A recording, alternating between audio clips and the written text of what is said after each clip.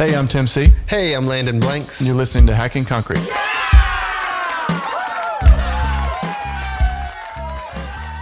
Hey, what's up? Welcome back. Episode 10. We just settled on a title. The title is going to be, what is it? How to get fired so you can go to WOC. How to get fired so you can go to the world of concrete. Sorry, it's been a while. We've had a lot going on. No excuses, though. No excuses. We've been getting fired. So what happened? How'd you get fired? What happened? So typically, it was a big project. So typically when we are asked or awarded a project, we get, 6 months, a year sometimes in advance. So just for reference, we just bid a project the other day. This is January 2020, and they said they'll need us in September of 2021. Right. So this company calls us, and they're out of state. So we're always like leery, right? Like, who are these guys? We don't have any history, blah, blah, blah. And it said, congratulations, need you to be on site in 3 weeks. And we had been emailing and calling these guys for a year asking when the project was going to be awarded. Yeah, and it's also important to note, too, that we do jobs in 3 weeks' notice all the time. Oh, yeah, we have to. But we don't do jobs that are going to take 3 or 4 months to do in 3 weeks' notice. Right, I mean, that's a big drop everything, get it done. Yeah. And so, but in that situation, because we kind of like to win sometimes in these bids. So I was like, it took me back, but I was like, hey, okay, great. And meanwhile I hang up and I'm like, crap. Yeah. How are we going to do it? How in the world are we going to do this? You said you kind of like to win. Go back for a second.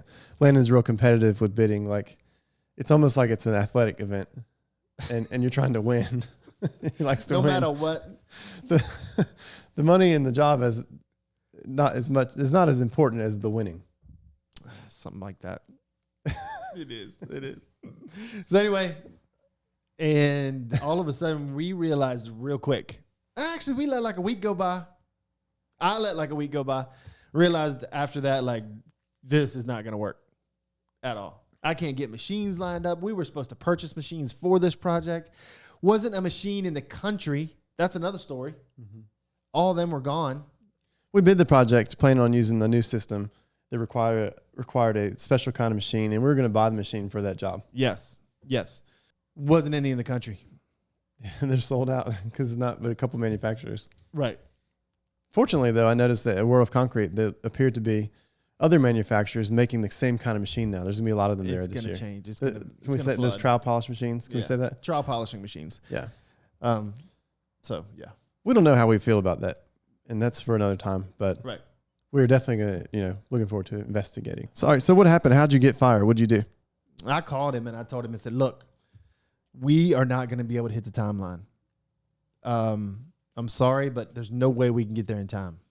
Now, we could probably get there mid-January or mid-February, but we can't get there now.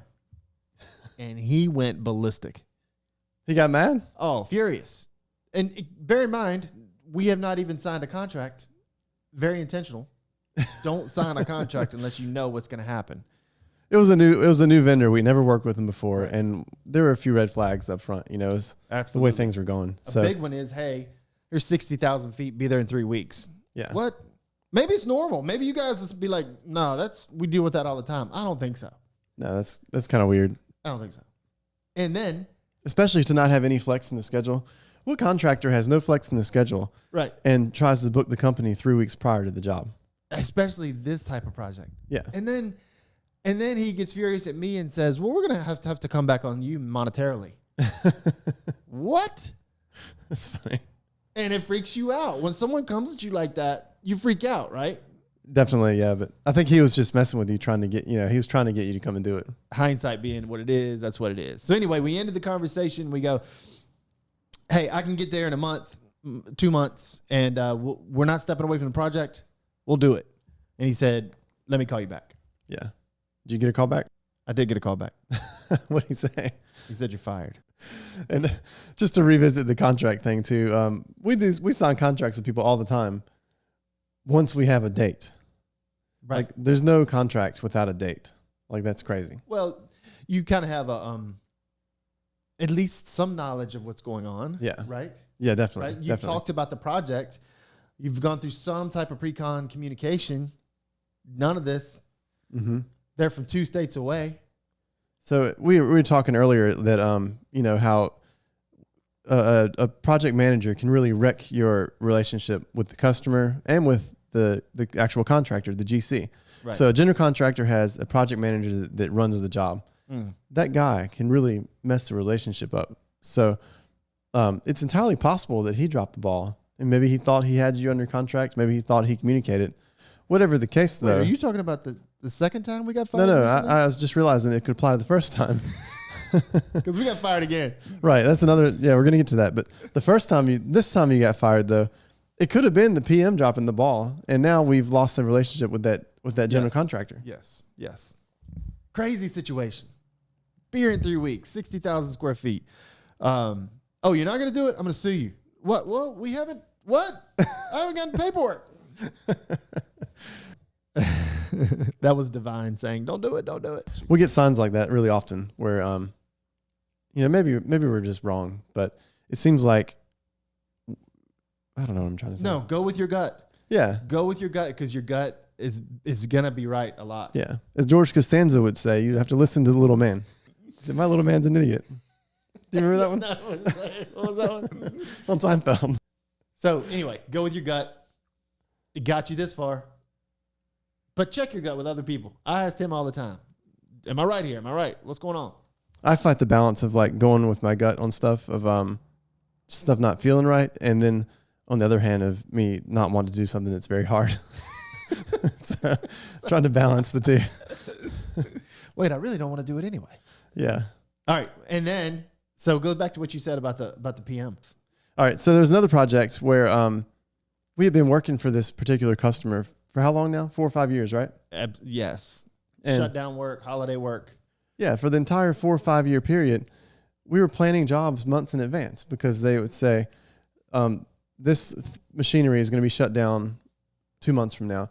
We need you here on this date at this exact time. Right. It shuts down at 8 o'clock. We need you here at 8 o'clock. You have 48 hours to complete the project. Mm-hmm. And we're planning like weeks in advance. So this is when we're working directly for the customer. That's our favorite scenario, where it's us and a customer. There's no middleman because That's what you want. we can communicate everything we need to know. Everything we need to say gets communicated. Nothing gets lost in translation Right. between the two. Let's also talk about billing cycles. Let's talk about all, there's a lot of reasons why you want that one-on-one contact. We're talking to the person who has expectations. So we were able to Meet them. meet them. We're able to tell them what we can do, and then we're able to do it. Right. This particular customer, though, they hired a general contractor to do some additions to the place. So now we're working as a subcontractor. Mm-hmm. So you have our old customer, the general contractor, and then us. Beyond the GC, though, they have a project manager and then a superintendent. Mm-hmm. Is that what it is? I don't know. I don't know the structure. But there's 3 or 4 people between us and the end user. And Yes. it's not a great place to be in once we've already worked for the end user and we've done it so much. Because now we have 3 people between us. Everything was fine before. We never had any issues. But now all of a sudden we had issues. Mm-hmm. Yep. So that one hurt. That was a kick. Yeah. So like I said before, we were planning ahead 2 or 3 months at a time. So this particular superintendent calls us and says, "Hey, we need you to come here tomorrow morning and do something." Right. And it was during the Sequest project we talked about in the last show. Mm-hmm. That's not the kind of project you can just stop what you're doing and go work somewhere else for a day or two. Right. But we made it work. Yeah, we actually did make it work, but it irritated the customer. It did. Because we were a day or two later than we didn't come right when they said. We were a day or two later, and I think we lost them as a customer. They're gone. They are gone unless things change. Yeah. So anyway, we got fired from that one. So we're not saying all this just to complain. That's really not the point. I mean, it's fun. It's fun to complain about stuff, and it's also really fun to blame other people on your failures. So we got fired twice, and we have in the past 11 minutes we have put it off on other people. we haven't taken ownership of any of that. And probably the truth is we could have been more proactive in our communication, right? We always could be. We're horrible at it. I'm bad. Right. But on the bright side, we only have one job going on right now instead of 4 or 5. And that means we're going to leave next week and go to the World of Concrete in Las Vegas. You excited about it? I am. We got a lot of people to see. We do. I know. I'm excited about seeing a lot of friends, a lot of different people that are there. I'm not excited about being hounded to buy stuff. So what's the trick you do with the badge? I don't know. You know, you don't let them see your badge. You Oh yeah, hide your badge. I wear my badge. That's right. So here's a pro tip. This will be my third time going. I've been to a lot of other types of trade shows where you have a badge like this. And pro tip on the badge: don't wear it around your neck, because it's got a QR code on it. And if you walk up to a vendor, the first thing they say, they're like, "Oh, let me scan your badge." Hey, how you doing? And you feel like a jerk saying, "No, you can't scan me." But Don't scam me, bro. the problem is that when they scan that badge, is that they get all of your information.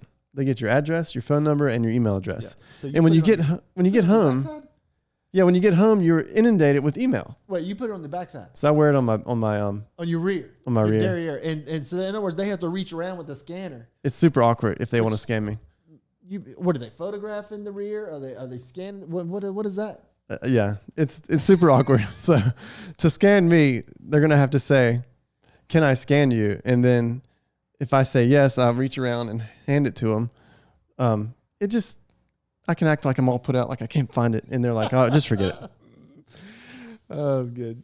I forgot about the badge trick. We also almost had another firing. On what? Went, had a great meeting with the customer. Small job. Oh yeah, I let a couple of days go by, you did. and we got an email that we got fired. I immediately replied back, said, You should read it. It's pretty stern. I wish we could. Can we read it? what did the word say? Anyway, I replied back as like, hey, sorry, it's only been like 2 days. We had you on the schedule to come do the project because I thought that's what our conversation was like. We got a reply back. He's like, oh, sorry, you're rehired. How did you? Oh, this is what he said. Can you suffer with this perturbation? Perturbation. Perturbation. Perturbation. Look that up real quick. Yeah. Perturbation. Why is it so fast? Do it again. Perturbation. Perturbation. I don't know why she's saying it so fast. Perturbation. So perturbation. Perturbation. We better drop that. So this is like, honestly, that's my fault too. That's my fault too. It wasn't though, because you had a conversation where you said, "Yeah, we're going to do it," and he just kind of panicked because all contractors have a history of doing that. Yeah. For example, I'll give you a good example. A friend of mine that I work out with every week, he has someone come in to remodel his bathroom. This is terrifying to me because whenever I sell a job, I always tell the customer, do not move anything out until you hear from me. Like the day before, I need to tell tell you, yes, green light. Because you want to be able to back out. Yeah, if something goes wrong and I'm a day or two late, Yeah. I don't want them to have like moved everything out of their garage into the driveway. So anyways, back to my friend. He's remodeling his bathroom, right? And he's trying to save money. So he told the contractor, he said, I'm going to do all the demo myself. So you come in and you just put the bathroom stuff back, do the tile, the fixtures and all that stuff. So this is supposed to be a 2-day project. And it was like the 20th of December, right before Christmas. Oh man. He tore out his bathtub, the commode, the sink, and the floors, and the drywall. Tore all of it out of the bathroom completely. It's a 1-bathroom house. They no longer have a bathroom. And the next day when the contractor is supposed to be there, he calls and says, hey, I'm not going to be able to make it till January.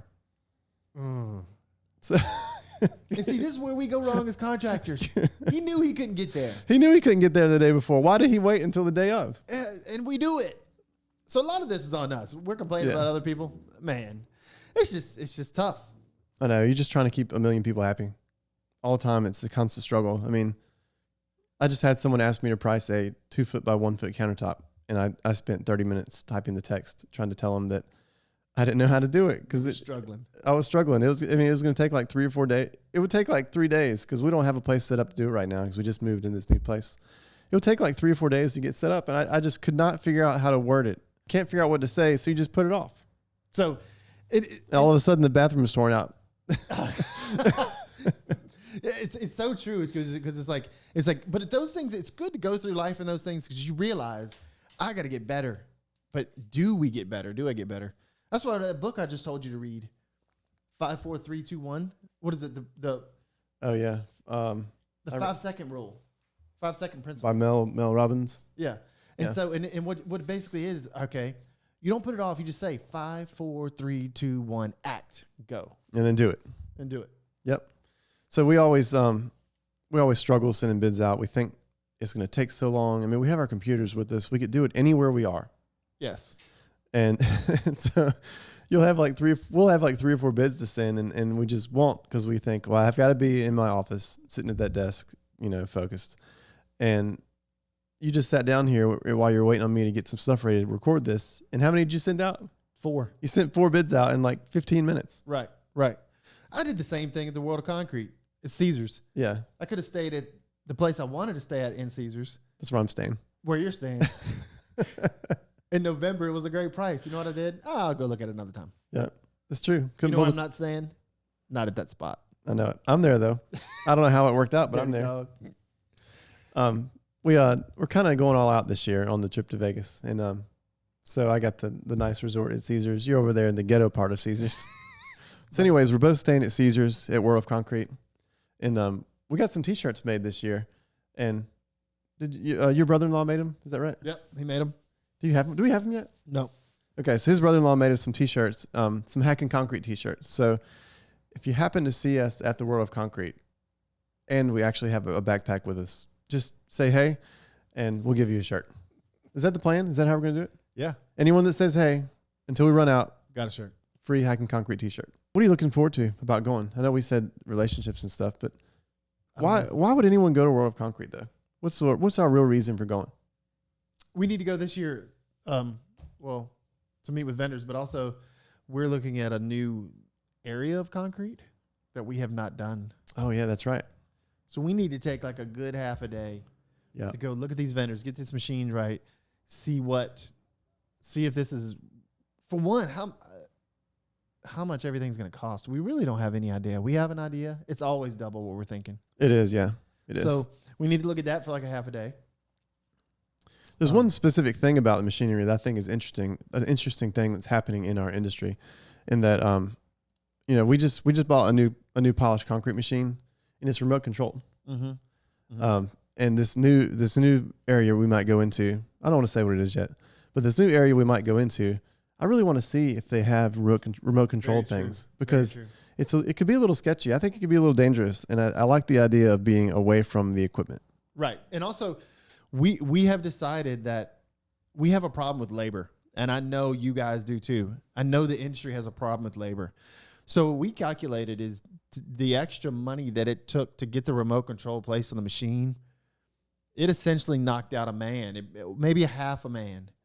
But that's crucial to us right now. Well, you had at one point, you had your one of your managers, he actually called you and said, hey, I can actually do this alone. Right. Me and this machine can do this and work night shift by ourselves if you want. Right. So it does knock out a man. It actually does. And that's hard.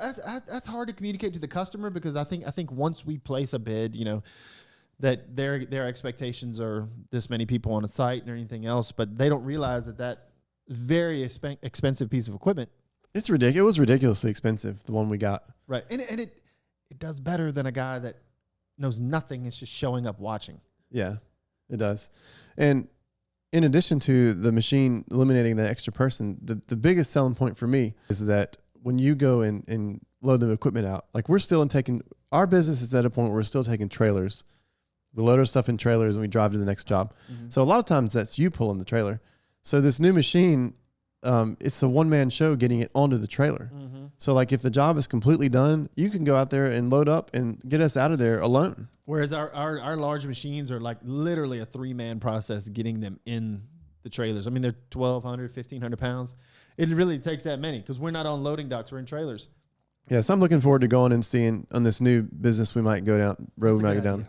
I want to go and see if they have automated. It's going to be cool. Yeah. I like the technology too. Right. But you know that's going to double the price over. We're already going to pay more than we thought we were going to pay, and that's Right. going to increase it even further going fully automated. But Right.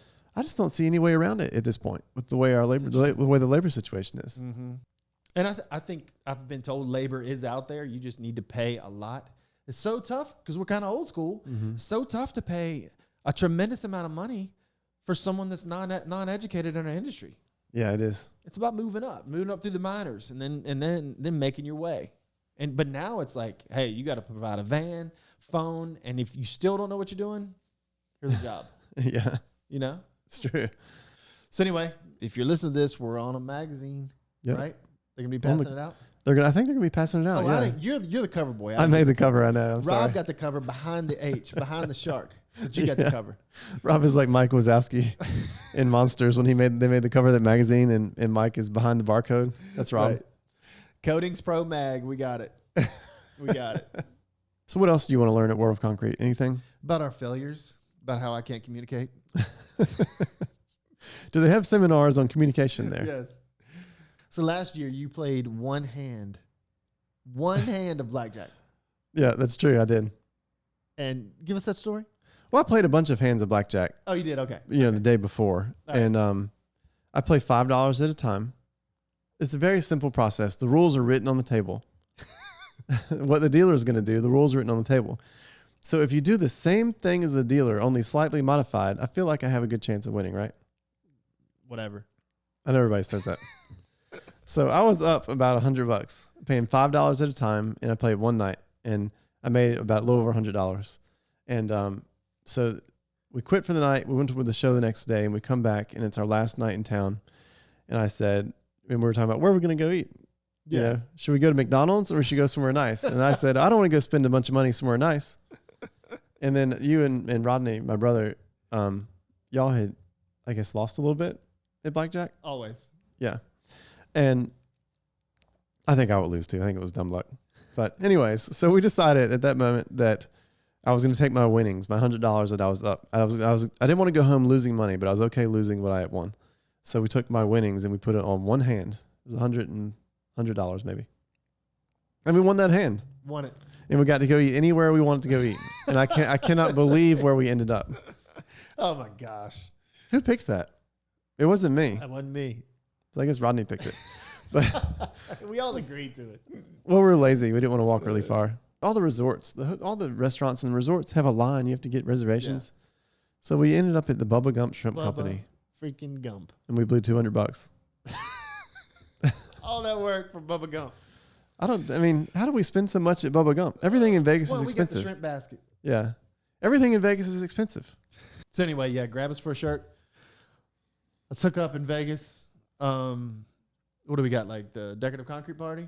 Yeah. So here's the things we're going to do. And if you guys are there, we should hang out. Yeah. Monday night, we're going to go to the Decorative Concrete Council. What do they call it? The ASCC? ASCC? Yeah. We're going to go to that, The bash, kickoff bash. the kickoff bash Monday night. I don't know where it is. Where is it? Do you know where it is? I guess if you're a member, you'll know at where the it is. Westgate. At the Westgate. Okay. So Monday night, we're going to go to the ASCC kickoff bash at the Westgate. Tuesday night, we are going to go to the Retroplate thing. Yeah. What is that called? No, Curecrete. The Curecrete. Yeah. So Tuesday night, we're going to go to the Curecrete party. Mm-hmm. I think that's at the World of Concrete, Mm-hmm. somewhere in the building. But we can miss some stuff if somebody else wants to do something else. Well, we're going to leave that party and go to the Concrete Network party. Oh, yeah, we got to do that. Which is at Gordon Biersch. That's the private party. But if you're part of the Concrete Network, you should go to that, Yep. and we'll hang out there. Wednesday, all day, we don't really have any plans. And Wednesday night, we're looking for something to do. If anybody wants to get together, just send us a message somewhere. Yeah. I guess Instagram is the best way to contact us. Let's hook up. Not following us on Instagram. Landon is Modern Polished Concrete. at Modern Polished Concrete. I'm at TimDCVA. If you ever want to offer suggestions about the show, or if you want to be on the show or anything like that, just send us a message. Yes. Awesome. And we have a few cool things planned coming up on this show. We just bought this machine here that lets us do telephone calls where you can actually hear people on the show. So we're going to be talking to Nathan from Alternative Concrete Solutions on a future show, and he has a lot of funny stories. He is from the British Virgin Islands, and that dude goes from job to job on a boat. And, I'm really looking forward to talking to him. He just sent me a video the other day of it was apparently the boat had come up to the dock, and his guys were unloading a generator. Did I tell you about this? You did. And they dropped a generator in the ocean. So it's typical. So, anyways, Nathan's going to be on the show. I'm looking forward to hearing about how you conduct business. I mean, we have a hard enough time as it is. Mm-hmm. How in the world Right. do you conduct business when there's a 1 month shipping delay because everything comes by boat and you travel from job to job on a boat? Right. It's crazy. So that's going to be a good one. Maybe we'll bring the equipment to do something in Vegas. Do you want to do that? I'd like to, if we could grab a legend here or there and kind of pick their brain. I have that little portable one. Yeah. Should we do video or podcast? We can just bring the GoPro and just do it off that. We could definitely do both. But we would look like big nerds with like microphones. We're used to it. These things look like something from a like the newscasters. We need the little cardboard thing around it that says Hacking Concrete. Yeah. It's usually as a channel. We definitely need to do that.